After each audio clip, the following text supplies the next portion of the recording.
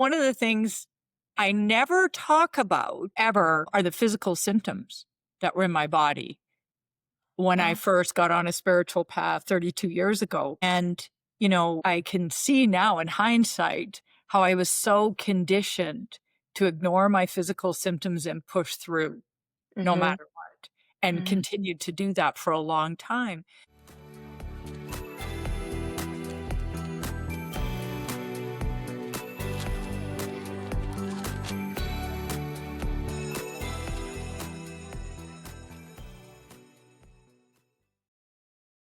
What's up, ladies? Welcome to the Health Class She Deserves, the show where we ditch outdated women's health myths and talk real bodies, real cycles, and real stories. I'm your host, Autumn Payon, and today we are speaking with Cheryl Stelte. Cheryl is a spiritual coach, master healer, speaker, best-selling author of 3 books, and the CEO and founder of the Star of Divine Light Institute and the Azaria's Energy Healing Certification Program. As an energy healing and empowerment expert, Cheryl helps women who know they are meant for more but feel blocked gain the clarity they long for to step into their true, authentically powerful selves, enabling them to live their lives with high-level purpose. With over 30 years of experience and extensive training in numerous healing modalities, spiritual leadership, coaching, retreat guiding, shamanism, yoga, and meditation, Cheryl finds nothing more rewarding than helping women safely break through their subconscious blocks when nothing else has worked. Cheryl, welcome to class. Thank you. It really is such an honor to be here, and I just love what you are doing in the world, Autumn. Thank you. I appreciate that. And I love what you are doing as well. I would love to start for our listeners. I'd love to start at the beginning, how you ended up where you are today, because you've been doing this for a long time.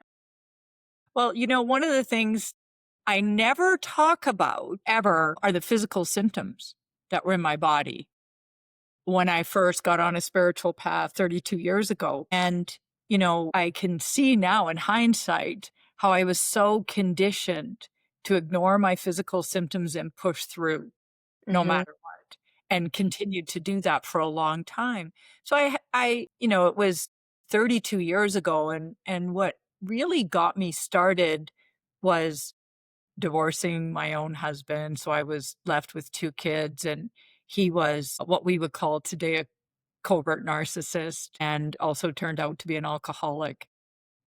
But those things weren't as recognizable back in those days. I mean, nobody used the word narcissist. But as soon as I told my family I was leaving him, 3 weeks later, I got a call from my brother saying he was leaving his wife. And 3 weeks after that, my dad called me to say he was leaving my mom and he was gonna let her know walk on the day after Christmas so that I could be there for her. And it was like our world fell apart. And then my second youngest brother, a year later, took his life. And so it was Sorry. just like our family unraveled, and what we thought we were such healthy, functioning, loving, connected people, this really tight-knit family sort of blew up in our faces. And I had been diagnosed with severe depression, went on and took antidepressants, which was just becoming a thing back then. And I was on the beach one day waiting for the tide to go out so my friend and I could pick oysters on Vancouver Island. And lo and behold, my deceased brother's spirit showed up as a ball of white light, this huge ball of white light radiating the most love I had ever felt. Almost immediately after I had this experience, my friend who was doing this kinesiology on me said, "Your brother's here, your brother's spirit." And I said, "I know." And she ended up channeling him. He spoke to me through her, and his message to me was to start meditating. And I didn't know that it would lead me on this profound healing journey. And that's really what got me going. But I didn't connect the physical symptoms I had been experiencing to my own healing, to the meditation and what I was doing. But what started to happen was my menstrual cycle improved. And it made no sense because I had a horrendous menstrual cycle. And after a few years of meditating, that just started to ease up more and more and more. And I was like, wow. And then it wasn't until years later I realized, oh, it was because of the meditation. And then I had a pinched nerve in my neck. I was flat out on my back for like 2 weeks and started to go to chiropractic, but nothing really took hold, and it was the meditation. So it was years later that I could look in hindsight. So here I am at the age of 64, pain-free all the time, and I have had some serious injuries in my life, and so I think I'm one of the few people at my age that doesn't experience any kinda pain. Mhm. Wow. That's I chills from the story with your brother. That's so beautiful, and how, like, perfect that your friend was there that was able to channel him.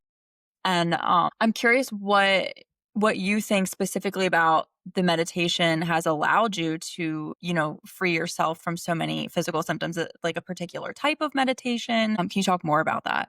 Great question, yes, and my friend channeling my deceased brother, she had never channeled anybody. This was brand Really? new to her. Wow. She had never had an experience with a spirit. It was new for both of Mhm. us. Wow. Um, but the specific type of meditation that I'd like to talk about, I'm also would like to put a link in the show notes so people can click it, and I'm offering you some free Absolutely. meditations for the listeners at home, just due to time. I would love to lead you all in a meditation, but time is short. So I did a meditation course right away after getting this information from him, and the teacher instructed us to focus on the air as it enters and leaves your nostrils, and you just sort of feel a bit of air on your upper lip. And that was the focus, and she emphasized to breathe normally. There was no long, deep breaths, not changing the breath at all. But my body wanted to keep going into a long breath as I would do it and spend time on it. It just seemed to be automatic. So I thought I was a poor student because I brought this up with her a couple times. She said, no, no, no.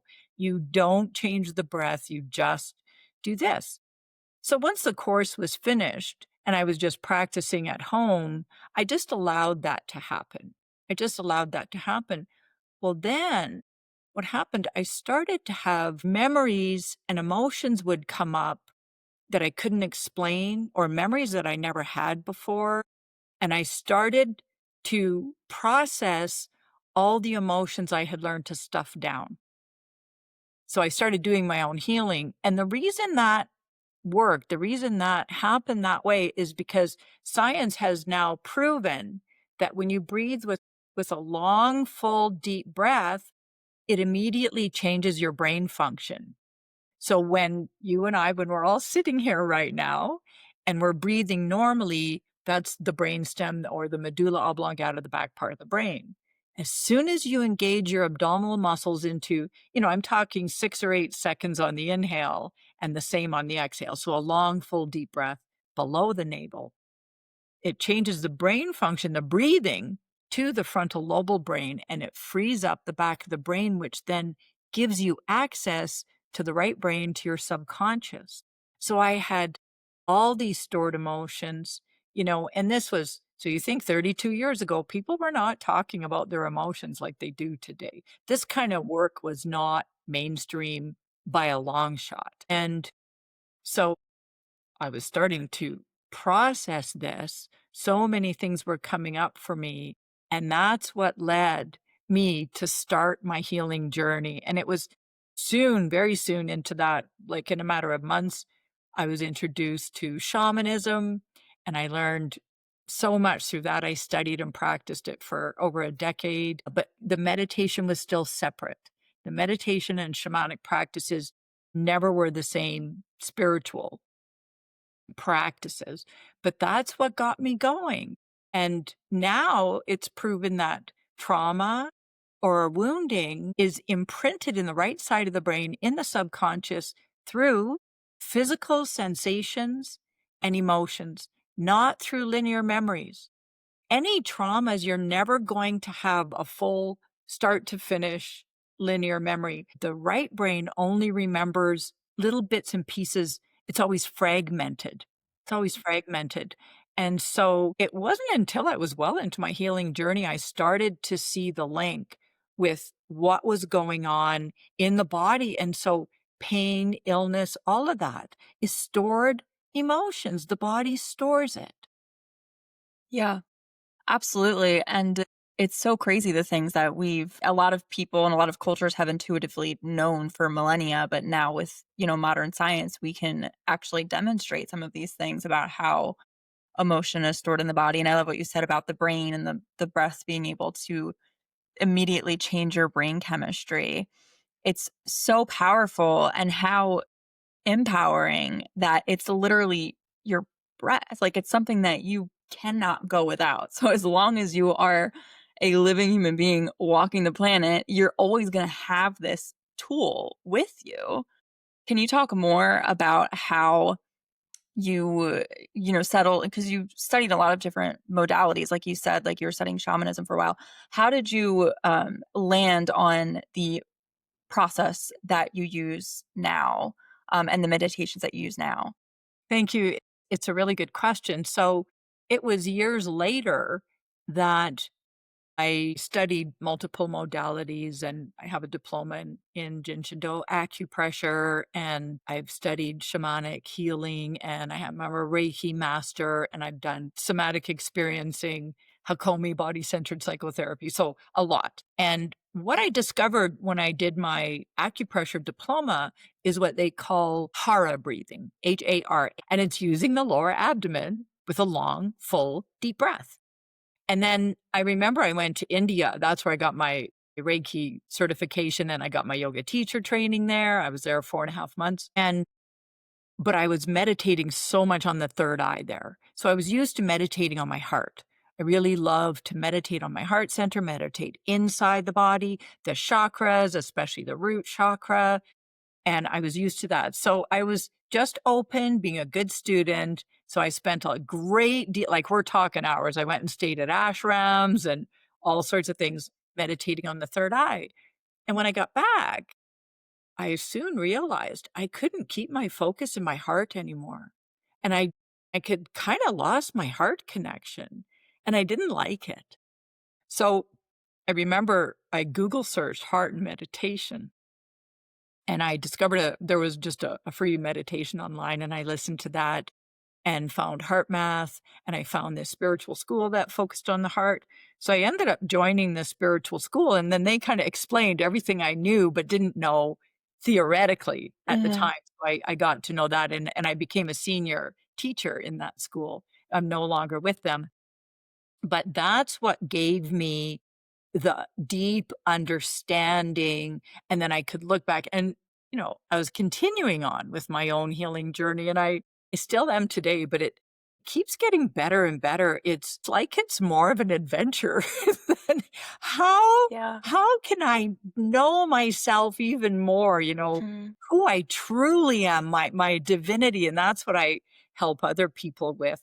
And then it was soon after that, I had a number of clients. I work one on one with people. That's my favorite. I'll do groups, but I don't do groups anymore to start. To start Mhm. out, I like to go deep. People say, Yeah. Cheryl, nobody goes as deep as you. So I Yeah. like one on one, and then I'll do the groups later on. But I started to have a number of clients asking me, "Do you teach this healing method that you do?" And I had developed it from so many different sources, and I'm like, "No, no," and I wasn't really interested in teaching it until one day this woman, Stacy, asked me. And Stacy, through working with me, had discovered that she was a healer and this deep knowing. And it was like she knew it when she was a little girl and she'd always pushed that onto the back burner. So she said, do you teach this? And I said, no. She said, do you think you ever will? Because if you do, I'd really like to learn. And it just hit me and I just all of a sudden touched into this deep inner knowing, now you have to teach this. You need to teach this. So I contacted all these other people that had asked, and boom, I had a group, a class, a course. I taught it, and I continue to teach it. So it really is, it's all about the subconscious and about our own evolution and taking advantage of the brain's neuroplasticity to reprogram our brains. So it's pull the blocks out. which are the emotions and the physical sensations, and then we can reprogram the new emotions are all hidden or covered up underneath. And then we learn to access those, and those new emotions and our real truths just sort of explode out of us. It's like we're mini rebirths, and we know ourselves so much more. And our lives change because of it without any mindset work. So, Yeah. Yeah, that's amazing, and I love like, that last part that you said too, I'd love to expand more on that because I think it's really interesting, like I said before, like, new research that's coming out, especially with the brain, and like you said, trauma isn't remembered as it's not a linear memory, it's stored in these fragments, and I think we tend to get very caught up, I think just in our culture, we love to over intellectualize everything, and this is something I'm so guilty of. And so I think when it comes to processing trauma and processing suppressed emotions, it's so difficult for me at least to let go of the actual like why is this happening? What's the memory behind this? All of that like more like tangible linear stuff and just focus on the actual emotion and uncovering those subconscious blocks.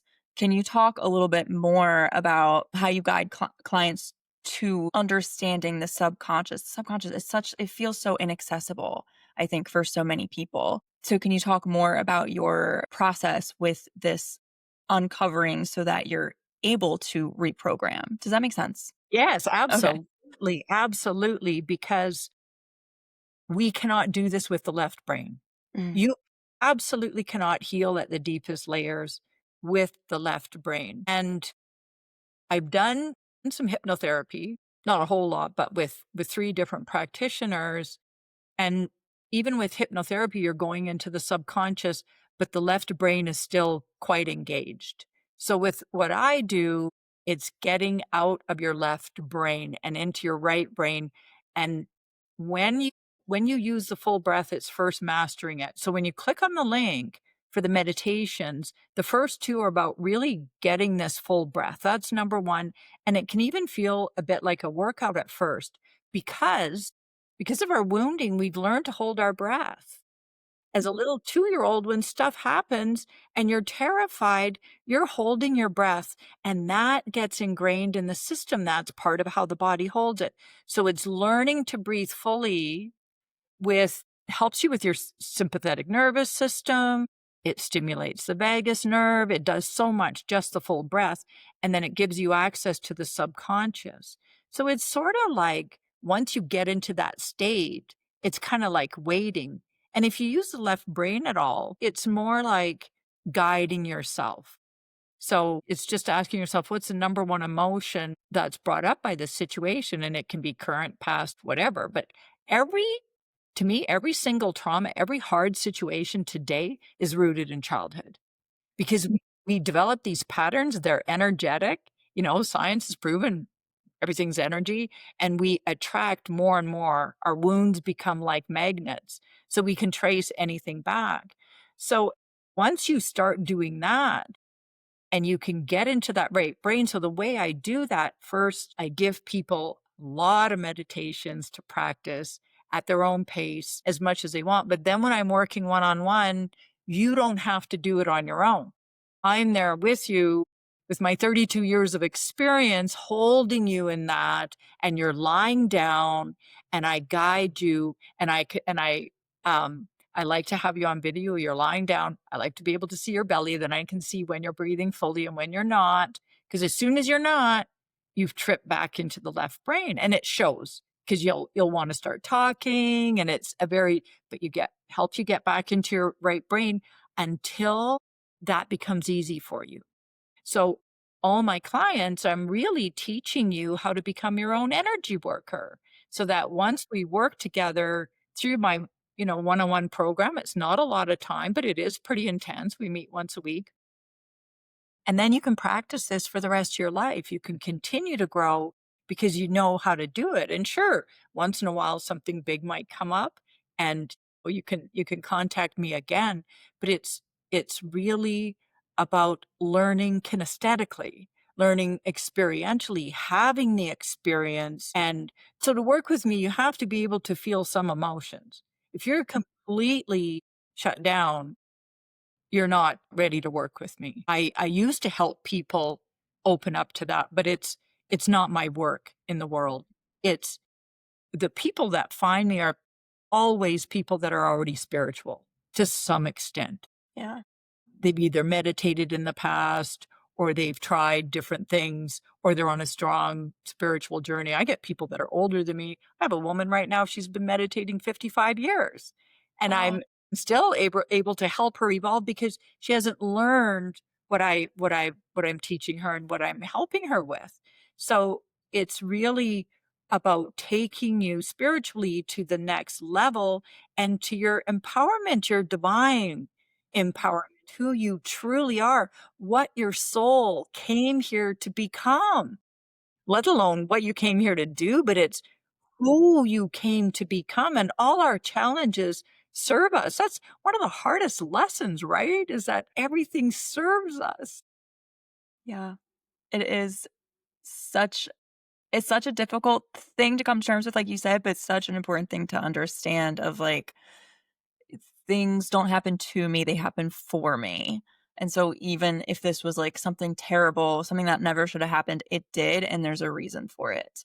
And how can I use it to come out stronger on the other side and fulfill my life's purpose? That's such an important thing to understand for people. I'm curious if you have any tips for, because I think there's a lot of resistance for a lot of people around meditation. And when we hear meditation, a lot of times people just think of a very stereotypical type thing. But when I really started getting into meditation, I realized how many different types of meditations there are. Mindfulness meditations, and like you said before, like meditating on different chakras and all of this different stuff, that can some things might be more useful or easier for some people to start with. And I think some people are just immediately turned off of meditation because they try one type and they're like, no, it's not for me. So, do you have any tips on, in a world where we're all just like have such short attention spans or constantly like moving to the next thing, of truly, quieting the brain and building an actual habit for meditation? Because even with myself, I know that when I do it, my mental health is better. I'm happier.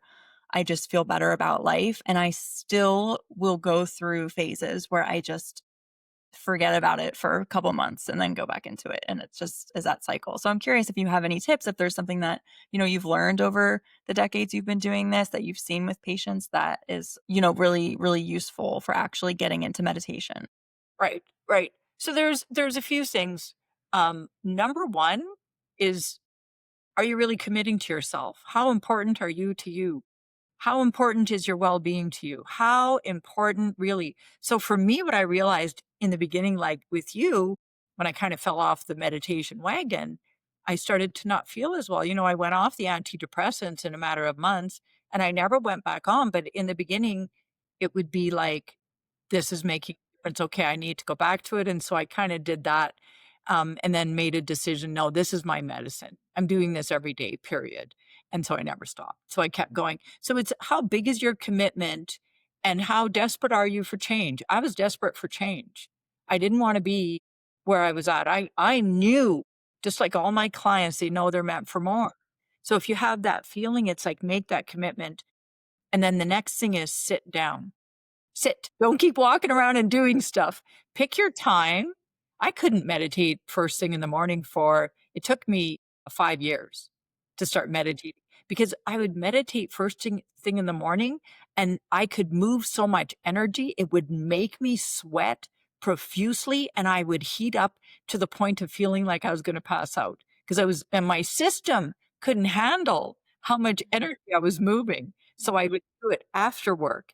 And then over time, I was able to start doing it first thing in the morning and could manage it. My system built up to allow that amount of energy. So it really is choosing a time and sitting down. You're not going to start unless you're sitting. And just pick a chair, a nice kitchen chair, a dining room chair. You don't have to sit cross-legged on the floor. I actually advise against it. I've mastered that.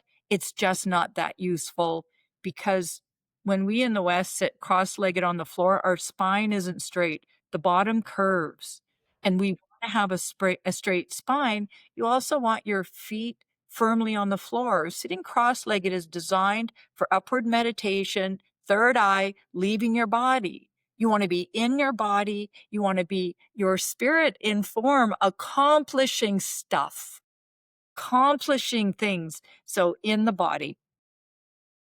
And then you have the link for the full breath. Start practicing that. And it's not about completely quieting the mind. It's not about getting rid of all thoughts because you need the thoughts that are from your subconscious. You need those. You need the little fragments of memories. You need to recognize the emotion, to feel it, to label it. So I don't get rid of all thoughts when I meditate.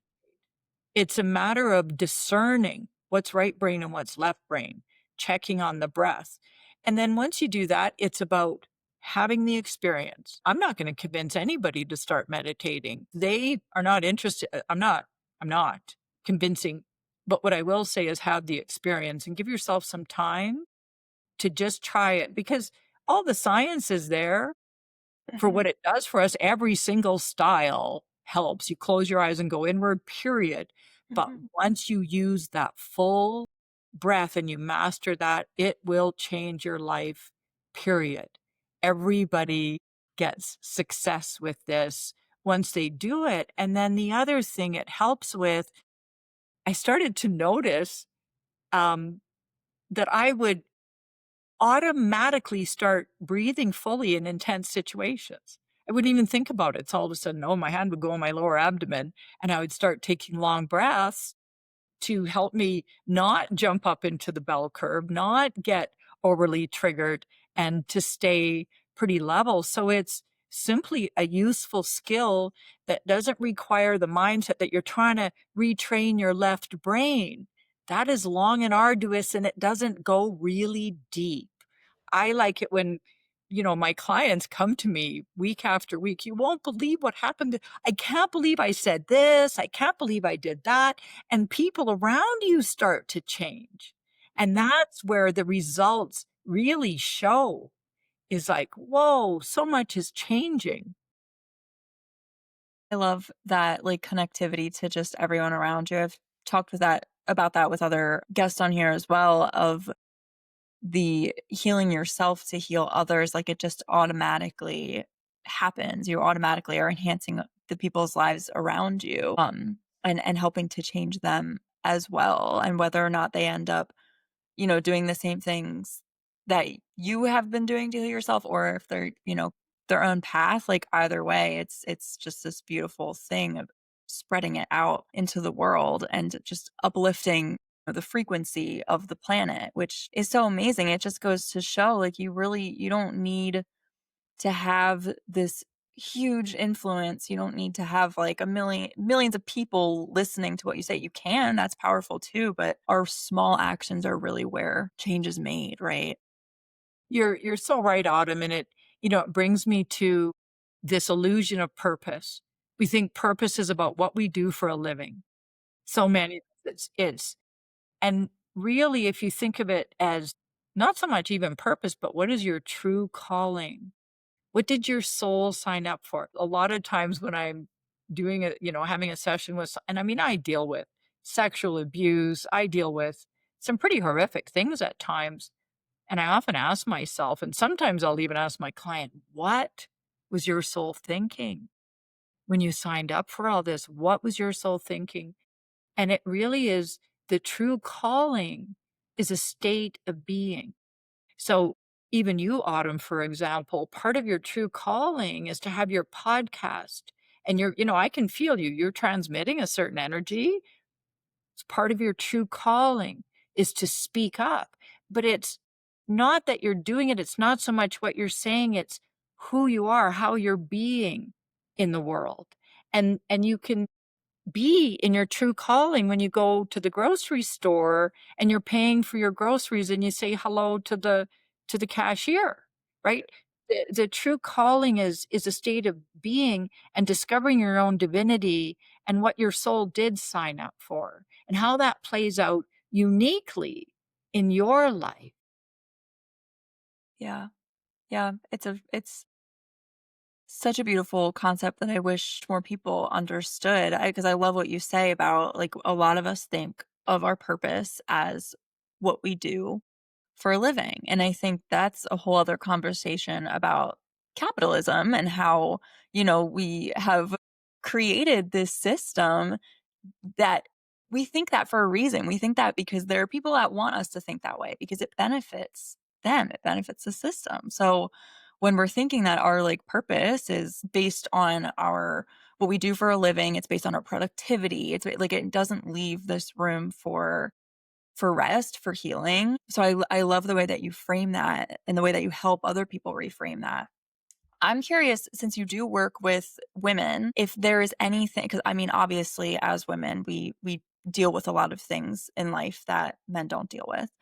And I'm curious if you have noticed any particular pattern with women that you've worked with over the years, or if everyone is like very individual. There's, I would say, a number of common issues, traits, Mhm. qualities that mature women have, and that is that they can't seem to step out of putting everybody else's needs first.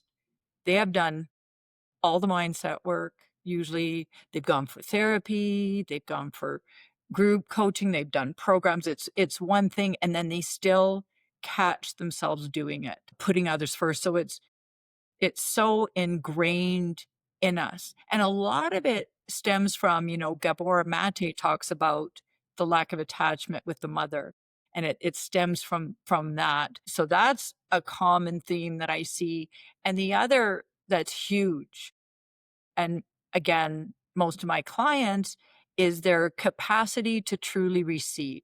So I have a number of meditations around developing receptivity, and that's it's a left energy field, a left body thing, a left aura. It's our field. And then the right side is expressive. So the left is receptive, the right is expressive. And I will often be shown this. I do a lot of chakra readings. I do personal chakra readings. I do business chakra reading. And I don't just look at the chakras, I look at the whole field. I'm becoming more and more psychic as time goes on. So I get all kinds of information, and so sometimes it's the number one thing that the woman needs to work on is developing receptivity. And I see that on the left side. And I'm a pro at helping people with that because I used to suck at it. I've had all these issues myself, big time. Yeah. And I'm still growing, and the developing receptivity really changes one's life. And also, another thing is really owning who you are, even if you're not all clear. But to be in self-ownership, especially in corporate America, in our jobs, especially in our partnerships, whether that's marriage or, common law or even friendship, to really to own yourself and speaking your truth. So many women don't realize they have throat chakra issues. And I have my throat chakra program, and then they come along and they're reading my book and they go, "Oh, I guess I do have throat chakra issues." If you say what you think wants to be heard or what other people need to hear, and you're not speaking your truth regardless, tactfully, in a caring way and respectful and everything, then there's some problems because you're shortchanging yourself, you're hurting yourself. And so that's an ongoing thing, I think, for all of us women. Mm. It's really it's really being who you are, owning it and expressing it. And I don't like the word unapologetically because I think we need to have room for respect and caring for others. How can we? Because it's really about being heard so that we're actually heard. Mhm. It's not about, Yeah. Yeah. can I say, it's not about being bitchy about it. It's Yeah. about, Yeah. and there's a fine line in there. Yeah. And I think of, one of the foremost founders of this is really Brené Brown, and she practices vulnerability. And so own your vulnerability and own your not knowing, and yet own your power. It's but it's I see so much of, oh no, I need to speak my truth and I need to do it unapologetically. And where's the love and compassion for yourself that you have suffered and it's been hard? And it's through the vulnerability that we connect deeper connections. So owning every aspect, because the truth isn't just one thing, it's multifaceted. The truth is, I struggled with this for a long time. Oh, the truth is, I've been feeling these emotions, and now I realize I need to say this and pre qualify it with a person. This is hard for me. Hope you can I have your undivided attention? Can you really try and hear me? And if you can't, it's okay. I'll tell someone else, you know, and then, and set the stage so that you're received, so you can fully express with grace and ease, not with force. And so pretty much everyone I work with, their relationships change. And some marriages improve tremendously and others go by the wayside. And it's like it serves everybody wins. Everybody wins at the end of the day. So it's not all pretty. It can be intense, but it's so worthwhile. Yeah, absolutely is because it's it's your life. Like if you're healing and growing and you outgrow relationships, like that's obviously painful, but that is a big part of life. I love what you were saying about the throat chakra thing. It does not surprise me that so many women have problems with their throat chakra because I think as women and starting at a very young age as little girls, it's something I suffered with a lot. The whole like don't have strong opinions and don't take up space and just like keep it to yourself, be nice, be sweet. Um and that obviously can really develop into this like I have things to say but everyone's telling me to shut up and it's we all deal with that in different ways. But I does not surprise me at all that it would manifest as a lot of issues with the throat chakra and with the voice as women. I also think it's so relevant in a lot of like conversations happening nowadays culturally. What you were saying about it's, two things can be true, right? Like multiple things can be true, and as women, we can be multiple different things. We can have that love and compassion for ourselves and we can also stand up for ourselves and speak our truth respectfully like you said. We can be all of these different things. You can be a good kind woman. That doesn't mean that you let people walk over you, right? So there's something that we're not taught as women because we're shoved into so many boxes as young girls, and as we get older it's just box after box after box, and it's like you don't need to fit neat and tidy into one little box. You can be multiple things at once. You can respect the things you've gone through. Like you said, you can honor the struggle that you have gone through while at the same time moving forward and healing and helping others heal in your own special way. I think it's a really beautiful message that a lot of women need to hear.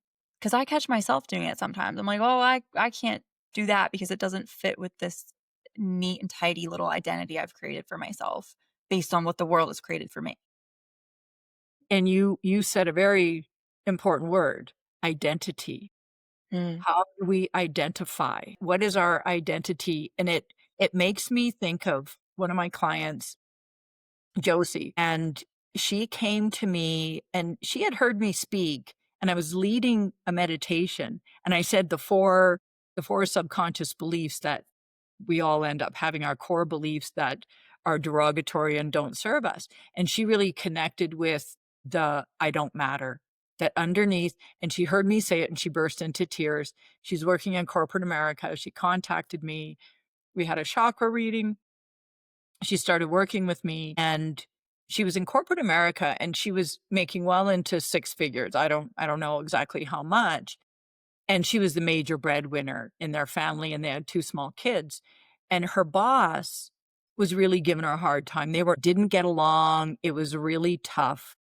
And through working together, she started to speak her truth, and her boss didn't like it. And there were two times in a row where she had conversations where she held her ground, she owned her truth, spoke it appropriately, and totally ran the risk of getting fired in the moment. Like, that's the stakes are high. She's the Mhm. major breadwinner in the family, and what ended up happening, she never got heard by her boss. She never really got heard, but what happened was her boss's boss called her into a meeting. So she's thinking she's really in trouble here. She's really nervous about it, but we went through and I just helped her do the work, and we cleared everything that was in the way of her speaking her truth with her boss. So they had this meeting. Her boss fell in love with her because she was totally honest. She spoke her truth about how she thought things were being run, what could be improved, and in her position, etc. Then we end and so she was very well received that Mhm. way, and then she did an advanced program of mine, a 9-month program, and at the end, we had an in-person retreat. So she was at the in-person retreat, and at the beginning of the retreat, she said, when we're just all getting settled into the space, she said, "Oh, Cheryl, I forgot to tell you, the year is almost up, and I've almost doubled my income this year, and I think it's all because of the work we've done." I was like, "Whoa!" Wow. So now her boss's boss totally loves her, and they actually frequently have meetings, and she's really helping the whole company along. So there's, Wow. in that it's it's not about the goal of making more money. She had to learn to receive well. And to Mhm. receive well, we need a really healthy balance of that self-expression, but she was identifying with somebody else. She was identifying with who she was not. That was the word you said. And so she was expressing herself as someone who she wasn't, the wounded Josie. Mhm. When she became clear and more empowered, she was identifying. And power is not loud and outgoing, it's very soft and subtle. It's true Mhm. feminine power is very quiet and peaceful. And that inner knowing and expressing it. Wow. Yeah. That's incredible because, yeah, you're right. It's like you as soon as you actually can make that shift into receiving mode, and the second you can actually shift your identity into something more that serves you, it's, like, immediate, right? Like, it's, like, an immediate in your life, you see it. And I love that story because I'd love to talk a little bit about taking an active role in your healing because this is something we talked about in our pre-chat of people slipping into the victim mode and the victim mentality. Can you talk more about that? Yes, I'm all for victim mode in the beginning. We need to feel how serious the pain is. We need to feel how serious the implications are to fully understand. The problem that so many of us do is something goes wrong, we're violated, and we minimize it. "Oh, I'm overreacting."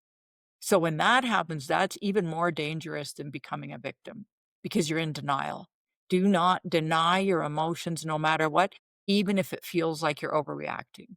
It doesn't matter. So spend that bit of time being the victim and then if you can remember that it's not about what happened today or yesterday, it always stems from a wound that already exists inside of you, a much earlier trauma. And that's where doing the work, that's why I always help my clients become their own energy worker so that 10 years from now, if something horrific happened, oh, you're ready to face something deeper inside. So never ever ask, why did this happen to me?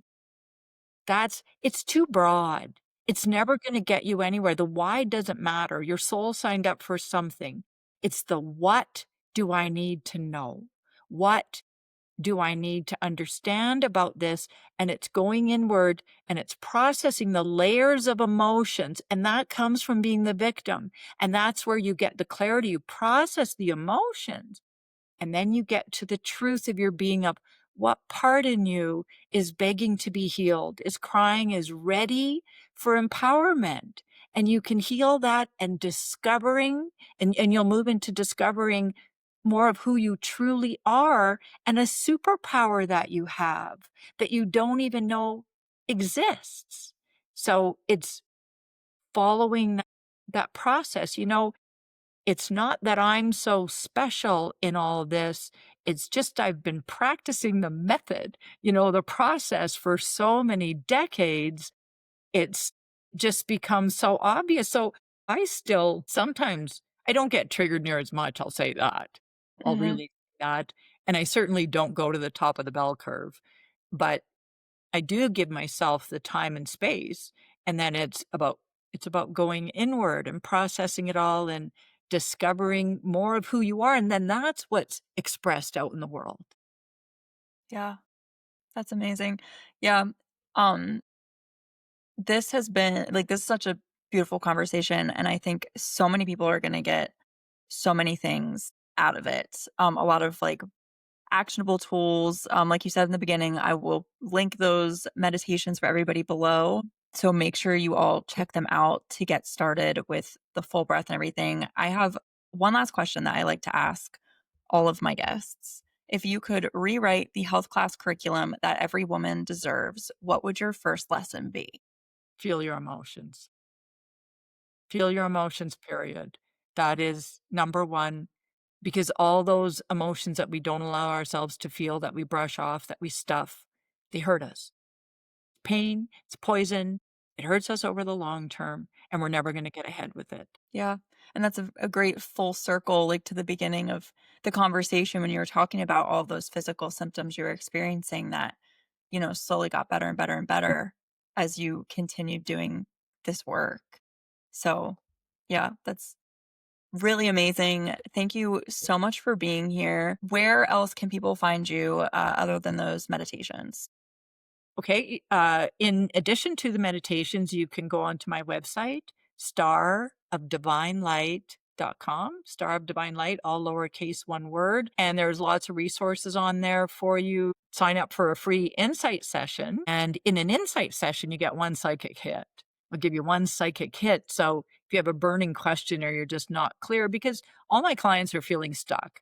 They all know they have blocks, they have subconscious blocks, so not having clarity is so painful. It's so debilitating. I know I'm meant for more. I know I wanna be moving forward. I know I should be, but I just don't know, and it's a horrible feeling, and so a chakra reading is paid for. It's only $75, but the insight session is free, so you can sign up for that and you get 1 psychic hit, and then I can help you sorta get you going in the right direction. So that's a good thing to do, and I'm on Instagram and LinkedIn. Awesome. Awesome. I'll make sure that those are all below.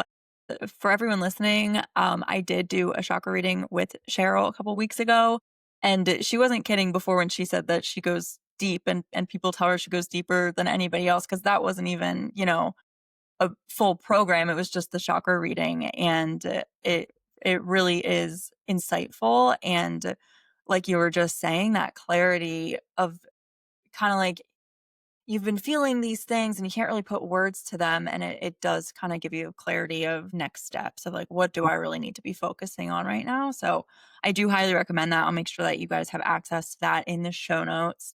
Thank you all so much for listening, and class dismissed.